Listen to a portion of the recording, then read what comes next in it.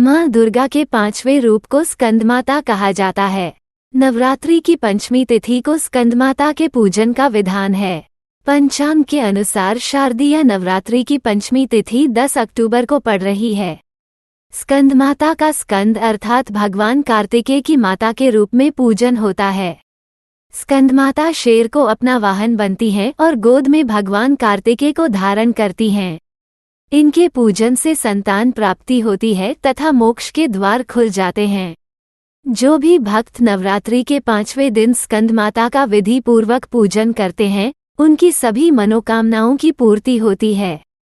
सिंहासनता नित्यम पद्माश्रित कर्दव्या शुभदास्तु सदा देवी स्कंदमाता यशस्विनी या देवी सर्वभूतेषु मां स्कंदमाता रूपेण संस्थिता। नमस्तस्य नमस्तस्य नमस्तस्य नमो नमः। सर्वमंगलमांगल्ये शिवे सर्वार्थ साधिके शरण्ये त्र्यंबके गौरी नारायणी नमोस्तुते। माँ दुर्गा का पंचम रूप स्कंदमाता के रूप में जाना जाता है। भगवान स्कंद कुमार कार्तिकेय की माता होने के कारण दुर्गा जी के इस पांचवें स्वरूप को स्कंद माता नाम प्राप्त हुआ है। भगवान स्कंद जी बाल रूप में माता की गोद में बैठे होते हैं। इस दिन साधक का मन विशुद्ध चक्र में अवस्थित होता है। स्कंद माता स्वरूपिणी देवी की 4 भुजाएं हैं। ये दाहिनी ऊपरी भुजा में भगवान स्कंद को गोद में पकड़े हैं और दाहिनी निचली भुजा जो ऊपर को उठी है उसमें कमल पकड़ा हुआ है। माँ का वर्ण पुनर्तः शुभ्र है और कमल के पुष्प पर विराजित रहती हैं। इसी से इन्हें पद्मासना की देवी और विद्यावाहिनी दुर्गा देवी भी जाता है। स्कंद माता की कथा। पौराणिक ग्रंथों में स्कंदमाता को लेकर एक कथा काफी प्रचलित है। पौराणिक कथा के अनुसार एक तारकासुर नामक राक्षस था। उसने अपनी घोर तपस्या से ब्रह्मा जी को प्रसन्न कर लिया था। उसकी तपस्या से प्रसन्न होकर ब्रह्मा जी प्रसन्न हुए।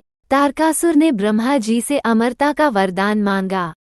ब्रह्मा जी ने ये सुनकर कहा कि ऐसा संभव नहीं, क्योंकि जन्म लेने वाले हर प्राणी का अंत एक दिन निश्चित है। ये सुनकर तारकासुर निराश हो और उसने बड़ी चालाकी से एक वर और मांगा कि उसकी मृत्यु सिर्फ भगवान शिव के पुत्र होंठो ही हो। क्यों? उसने सोचा महादेव न कभी गृहस्थ जीवन अपनाएंगे और न उसका वध होगा। इस तरह से वो हमेशा के लिए अमर हो जाएगा। इसे ब्रह्मा जी ने तथास्तु कह दिया। वरदान प्राप्त करते ही उसके धरती व स्वर्गलोक पर हिंसा करना शुरू कर दिया। उसके अत्याचारों से तीनों लोक में सभी परेशान हो गए। एक दिन सभी देवी देवता ब्रह्मा जी के पास गए और भोलेनाथ को उसके अत्याचारों से अवगत करवाया। इसके पश्चात भोलेनाथ ने माता पार्वती से विवाह किया और उनके यहाँ एक पुत्र का जन्म हुआ, जिसका नाम स्कंद अर्थात कार्तिकेय था। फिर इन्हीं भगवान स्कंद ने तारकासुर नामक राक्षस का वध किया।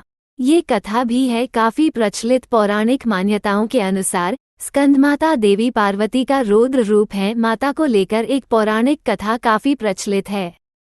पौराणिक ग्रंथों में उल्लेखित एक कथा के अनुसार एक बार बालक कार्तिकेय की रक्षा के लिए माता पार्वती क्रोधित होकर आदिशक्ति रूप में प्रकट हुई।